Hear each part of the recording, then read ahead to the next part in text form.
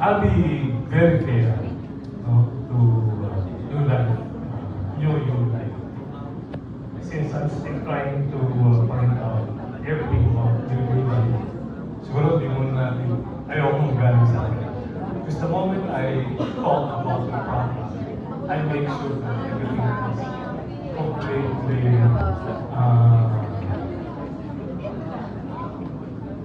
convincing. I just came from Baguio. I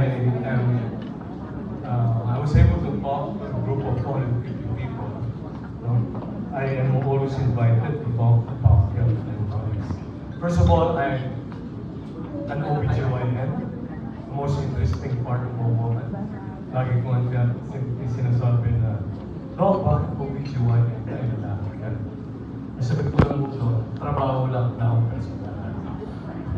Anyway, I used to be with Asian Hospital and Medical Center in Alabang for 18 years. But it started way back in 2002 until 2020, when the pandemic, dami kasing tinamaan for colleagues ko, especially during the initial sample, meaning hindi pa natin alam kung ano gagawin. A lot of them were not able to prepare. A lot of them were not able to protect themselves adequately. So unfortunately, some of them died because of pollution. Anyway, even during the time that I was very active in my practice in OBGYN, I've been involved in so many companies since 2007. So what I tried to figure out initially when I entered my is take a look at the components or ingredients of a product. Then I study them. No? Kasi siyempre, pag tinanggap mo isang produkto, you are putting yourself in a very delicate position. Yung credibility mo, yung reputation mo is at stake. And so first and foremost, you really have to believe the product.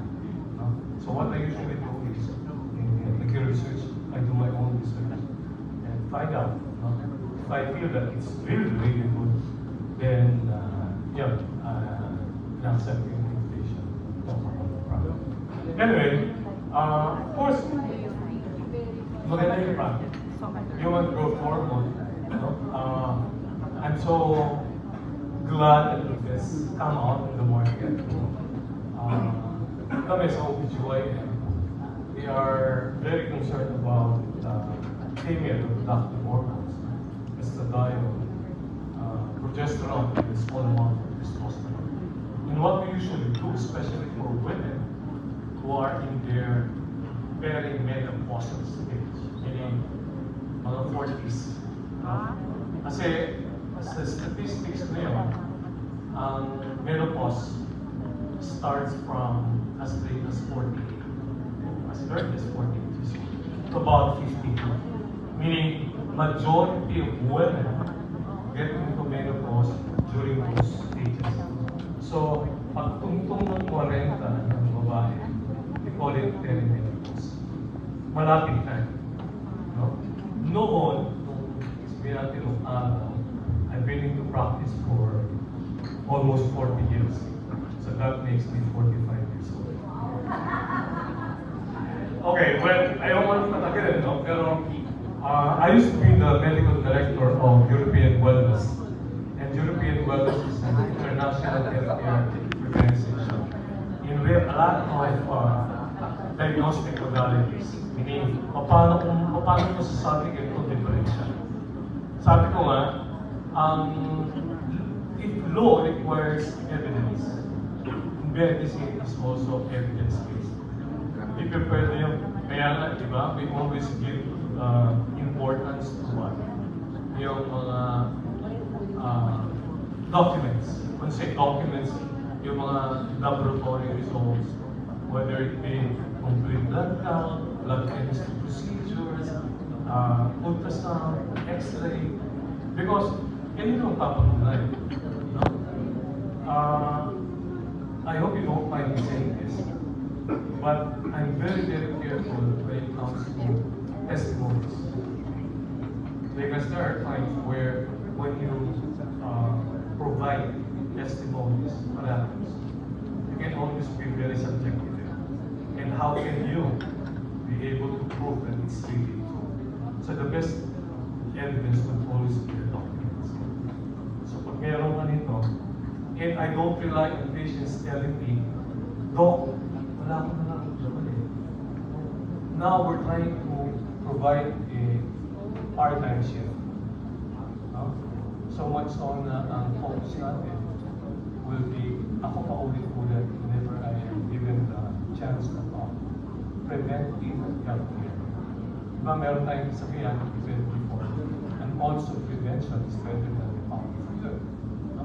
Sa dinami-dami ng pasyente ko na nakita, because of my experience in my clinics, wala pa ako nakita, and I was really expecting, sana may pasyente na dala-dala niya lahat ng ebidensya would say that everything is okay now. Wala akong nakita. What else can I do to delay or postpone the onset of these different series and conditions? Kasi ngayon, I'm also involved in health and wellness, of course, but also on stem cell. We just came back from the US in June, and we were so lucky to meet a lot of these doctors who are into health and wellness also, and the GP doctors. So umahan tayo ng paraan kung paano natin mapapahama. May sabihin nga tayo, nasa taong luwa, pero nasa Diyos ang awa, pero nasa tao. We need to do our part to make sure that we are able to address, trying to promote productive lives. So, katulad din, of course, dami natin mga former officials na would say, former Senator JT, 101 years old, even former First Lady, in 97. So, it's not, that will definitely address something that's extraordinary. Kasi we're talking about mass that will try to address all different hormones.